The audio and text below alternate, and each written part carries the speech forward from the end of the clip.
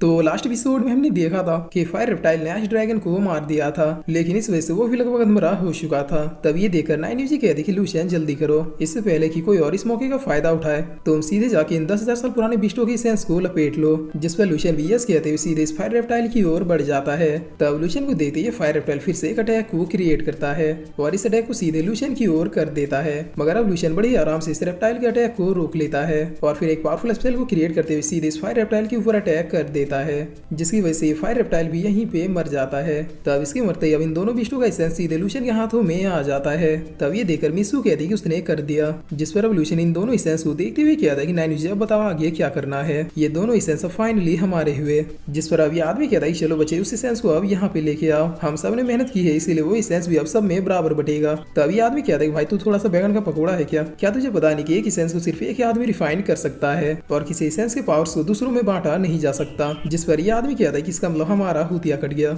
ये सभी से लड़के का प्लान था। तब लूशियन कहता है कि बिल्कुल यहाँ पे मौजूद तुम सारे लोगों का बहुत ही जोर से कटा है। जिस पर यह आदमी कहता है कि बच्चे चुपचाप उन एसेंस को हमारे हवाले कर दो, उस ड्रैगन को डिफीट करने में ना जाने हमारे कितने लोग मारे गए और यहाँ तक कि हमारे कपड़े भी फट गए। तब यह आदमी कहता है तुम लोगों के तो सिर्फ कपड़े फटे हैं, इस ड्रैगन से फाइट करने में हमारा क्या क्या फट चुका है ये तो हम किसी को बता भी नहीं सकते। जिस पर अब नाइन जी कहती कि गधे तुम यहाँ पे किसका वेट कर रहे हो, एसेंस मिल गया, अब जितनी जल्दी हो सके यहाँ से भाग लो। तब लूशियन भी अब सीधे यहाँ से भागना शुरू कर देता है। तब ये देखकर सारे लोग अब चिल्लाते हुए कहते हैं कि भरोसे वाले को जिंदा पकड़ना है और ये कहकर यहाँ पे मौजूद सारे लोग अब लूशियन के पीछे पड़ जाते हैं। जिसे देखकर फेंग जोंग कहता है कि अब हम क्या करें, और सारे लोगों की लेवल लगभग हमारी ही जितनी है और मुझे नहीं लगता कि लूशियन उन लोगों से ज्यादा देर तक बच पाएगा। तब मिसू कहती है कि लूशियन ने हमेशा ही हमारे अपनों को बचाया है, इसलिए अब उसे बचाना हमारा फर्ज है। तब लिंग चुंग कहता है कि चलो फिर हम लोग देर क्यों कर रहे हैं। जिस पर ये लोग भी अब इन लोगों के पीछे जाने लगते हैं और अब इधर हम देखते कि ये लोग भागते भागते लूशियन से कह रहे थे कि बच्चे रुक जा, तुम हमें एक सेंस दे दो हम लोग मान जाएंगे। तब लूशियन कहता है कि सालों शर्म नहीं आ रही, सबको एक एक मांग रहे हो, क्या तुम लोगों को पता नहीं कि मेरे पास सिर्फ 2 है।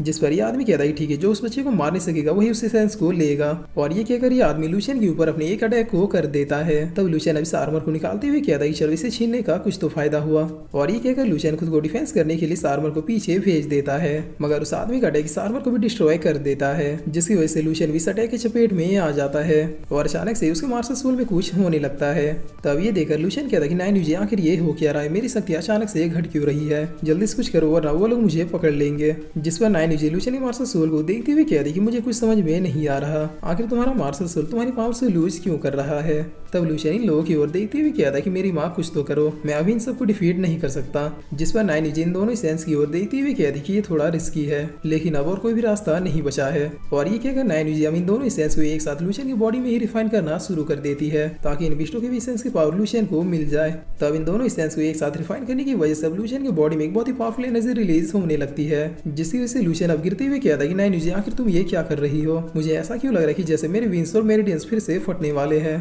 तब नाइन जी कहती कि और कोई भी रास्ता नहीं था, अगर ये सेंस ही नहीं होंगे तो फिर वो लोग तुमसे छीनेंगे क्या, इसीलिए मैं इन दोनों सेंस को एक साथ तुम्हारी बॉडी में रिफाइन करने की कोशिश कर रही हो। और ये कहकर नाइन जी अपनी पावर से यूज करते हुए इस प्रोसेस को और भी ज्यादा फास्ट कर देती है, जिस पर लूशियन और भी ज्यादा इंजर्ड होते हुए कहता है कि मुझे ऐसा क्यों लग रहा है कि कुछ गड़बड़ होने वाली है। जिस पर नाइन जी कहती कि गधे शुभ शुभ बोलो, मैं तुम्हारी बॉडी में रिफाइन कर रही हूँ। और अब जैसे ये दोनों सेंस एक दूसरे के साथ मर्ज होना शुरू हो जाते हैं तब इसके प्रेशर से अब नाइन जी भी अपने घुटनों पे बैठ जाती है, जिस पर लूशियन अब भागते हुए कहता है कि क्या सब कुछ सही चल रहा है। तब नाइन जी कहती है हाँ लग तो ऐसा ही रहा है। जिस पर लूशियन कहता है ठीक है तुम आराम से अपना काम करो, इन बास्टर्ड को मैं देखता हूँ। और इतना कहकर लूशियन अब अपने सामने मौजूद माउंटेन के पीक से कूद जाता है, मगर नीचे गिरने के बजाय सीधे नाइन जी के विंग्स को निकालता हुआ यहाँ से बहुत ही फास्टली उड़ के जाने लगता है। तब ये देखकर ये आदमी कहता है कि अरे वो तो उड़ गया, चलो जल्दी से उड़न खटोला निकालो हम भी उड़ के चलेंगे। जिस पर ये बगल वाला आदमी कहता है कि वो क्या नवाबी है उड़न खटोला, साला तुम्हारा खानदान निपट गया बैलगाड़ियां खींचते खींचते। और अब सीन चेंज होता है, इधर हम रूअली को देखते हैं जो किसी बीस्ट से फाइट कर रही थी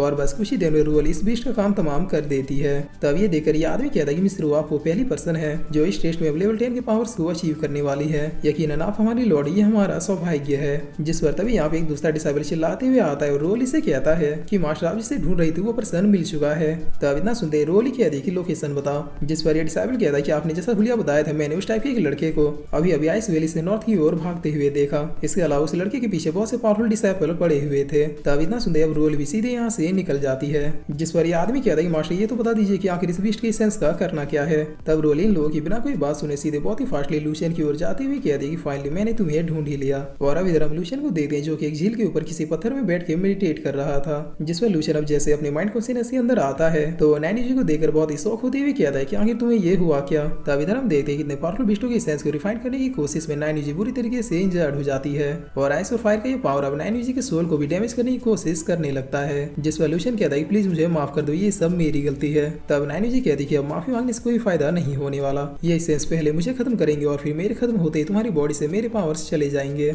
जिसके बाद तुम भी किसी पटाखे की तरह फट जाओगे। तब लूशियन कहता है कि मुझे अपनी जान की परवाह नहीं है, लेकिन क्या मैं किसी तरह से तुम्हें नहीं बचा सकता। तब ये सुन के नैनी जी कहती है कि क्या सच में तुम्हें मेरी परवाह है, जिस पर लूशियन भी अब इन दोनों सेंस के पावर खुद में लेते हुए कहता है कि हाँ मुझे तुम्हारी परवाह है, मैं कभी नहीं चाहूंगा कि मेरी वजह से कोई इनोसेंट पर्सन मारा जाए और तुमने तो ना जाने कितनों बार मेरी जान बचाई है। और इतना कि लूशियन अब इन दोनों सेंस के पावर को खुद पे ही झेलने लगता है। तब ये देखकर नैनी जी कहती कि वेल अब हमारे पास बस एक ही रास्ता बचा है, जिस पर लूशियन कहता है कि मेरी तरफ से हाँ है, जो करना है जल्दी करो। तब नैनी जी कहती कि अपने हाथ को मेरे हाथ से मिला, जिस पर लूशियन भी बिल्कुल वैसा ही करता है और ऐसा करते इन दोनों के पीछे नैनी जी का बर्ड फॉर्म अपेयर होता है, जिसके बाद नैनी जी अपनी पावर लूशियन को देने लगती है, जिसे देखकर लूशियन चिल्लाते हुए कहता है कि क्या तुम पागल हो गई हो, मैंने पहले ही कहा था कि मैं कभी भी तुम्हें रिफाइन नहीं करूंगा, मुझे तुम्हारे साथ की जरूरत है ना कि तुम्हारे पावर्स की। तब नैनी जी कहते हैं चिंता मत करो, अब तो मैं हमेशा ही तुम्हारे साथ रहने वाली हूँ, क्योंकि अब मैं अपने सोल फॉर्म को तुम्हारे ब्लड से मर्ज कर रही हूँ ताकि मेरी सोल फॉर्म से तुम्हें पावर मिले और तुम्हारी बॉडी से मुझे। जिस पर लूशियन कहता है कि लेकिन ऐसा करने की वजह से तुम तो मेरे बॉडी में ही कैद हो जाओगी।